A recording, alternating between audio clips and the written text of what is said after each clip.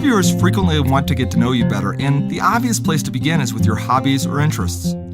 Interests give you greater depth, round out the interview, and give her insight into what motivates you. Generally, there are 3 different approaches you can take, including saying something stupid, being Switzerland, or using them to your advantage. Let me explain. Presumably, you're a complex person, meaning there's many aspects to your personality. There's also a variety of things that interest you and many activities you participate in. The key to sharing is that just because something interests you doesn't mean it's share-worthy. Say you're interviewing to work at a religious organization. Describing your membership on the funding committee of Pagans International is probably not your best strategy. Rather, consider leading with volunteering at the orphanage or that spring break when you help build houses for Habitat for Humanity. Disingenuous, you say?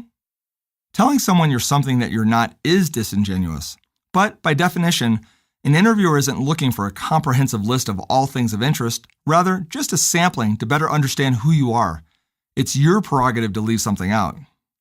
The Switzerland approach is what I run into most often.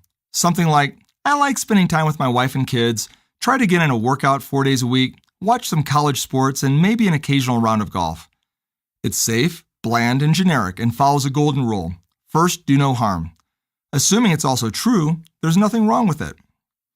Finally, you can be a little more strategic and use interest to your advantage. Remember, my assumption here is that you're actually interested in and do the activities you say you do.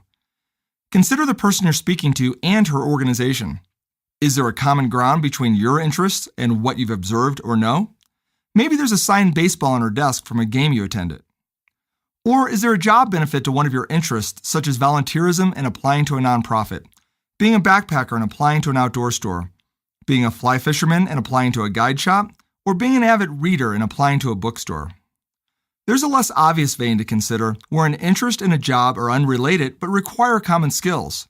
For example, being a devoted chess player and applying to a position requiring analytical thought. Maybe you're a volunteer firefighter and are applying for a construction position. The common skill you conclude is physical ability. Or maybe you're a high school teacher interested in being a yoga instructor in your free time.